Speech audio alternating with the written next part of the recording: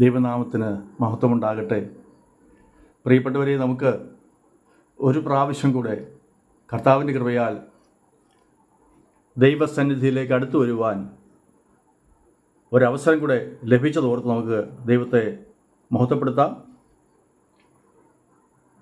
ലോകത്തിലെ മനുഷ്യരെയൊക്കെ നോക്കിയിട്ട് ദൈവം ഇങ്ങനെ പറയുവാനിടയായി,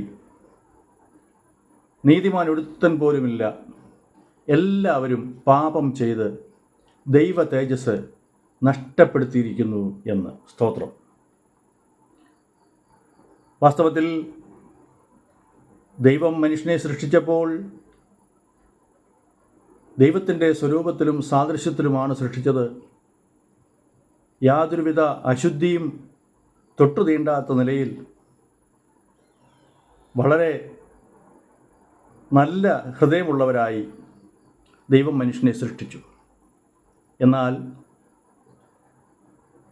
ദുഷ്ടനായ സാത്താൻ മനുഷ്യരുടെ ഹൃദയങ്ങളെ വശീകരിച്ച് അവരെ വഞ്ചിക്കുക വഴി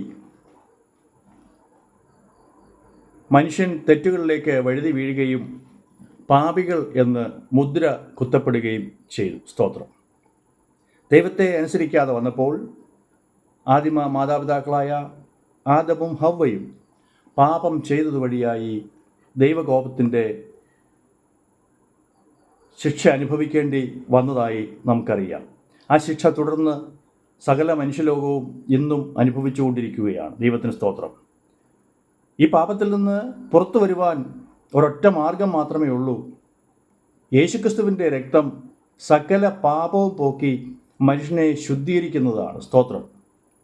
മനുഷ്യരുടെ പാപങ്ങൾക്ക് പ്രായശ്ചിത്തമായിട്ടാണ് യേശുക്രിസ്തു കാൽവരിയിൽ യാഗമായി തീർന്ന് കുരിശിന്മേൽ തറയ്ക്കപ്പെട്ട് മരിച്ച് ഉയർത്തെഴുന്നേറ്റ് സ്വർഗത്തിലേക്ക് പോയത്. സ്തോത്രം. ഹല്ലേലൂയ. ഇതാ റോമാലേഖനം 6-ാം അധ്യായം മുഴുവനും പാപത്തിൻ്റെ ശക്തിയിൽ നിന്ന് മനുഷ്യൻ മോചനം നേടണം, സ്വാതന്ത്ര്യം പ്രാപിക്കണമെന്നാണ് പൗലോസ് അപ്പോസ്തലൻ പഠിപ്പിക്കുന്നത്. സ്തോത്രം. ഹല്ലേലൂയ.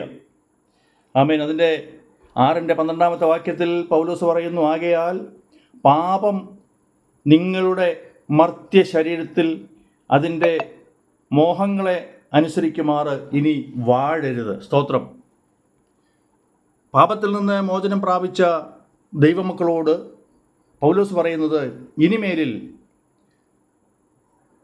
പാപം നിങ്ങളുടെ ഹൃദയങ്ങളിൽ, നിങ്ങളുടെ ശരീരത്തിൽ മോഹങ്ങൾ ജനിക്കുമാറ് വാഴുവാൻ അവസരം കൊടുക്കരുത് എന്നാണ്. സ്തോത്രം.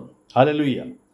ഈ പാപമാണ് മനുഷ്യനെയും ദൈവത്തെയും തമ്മിൽ അകറ്റിയതെങ്കിൽ ആ പാപത്തിൻ്റെ പ്രായശ്ചിത്തം യേശുക്രിസ്തുവിൽ കൂടി നാം ഏറ്റുപറഞ്ഞു കഴിഞ്ഞപ്പോൾ, ആ യേശുവിൻ്റെ രക്തത്താൽ നാം കഴുകപ്പെട്ട് കഴിഞ്ഞപ്പോൾ നാം ഒരു പുതിയ സൃഷ്ടിയായിത്തീർന്നു.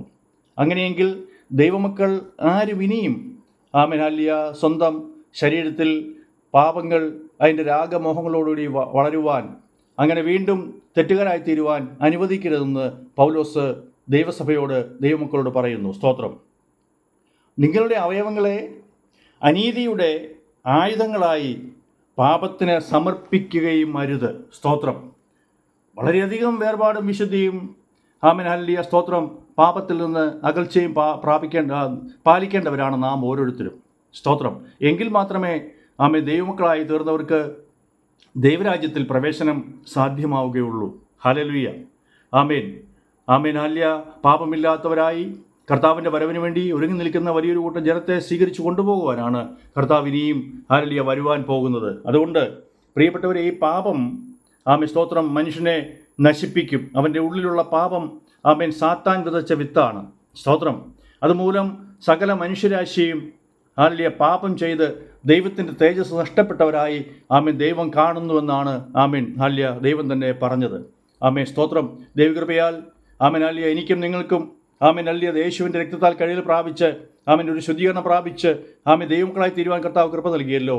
ഇതാ ഇനിയും ഹല്ലേലൂയ ധാരാളം പേർക്ക്, കോടിക്കണക്കിന് ആളുകൾക്ക് ഈ പാപത്തിൽ നിന്ന് മുക്തി നേടുവാൻ യേശുവിൻ്റെ രക്തം അത് ധാരാളമാണ്.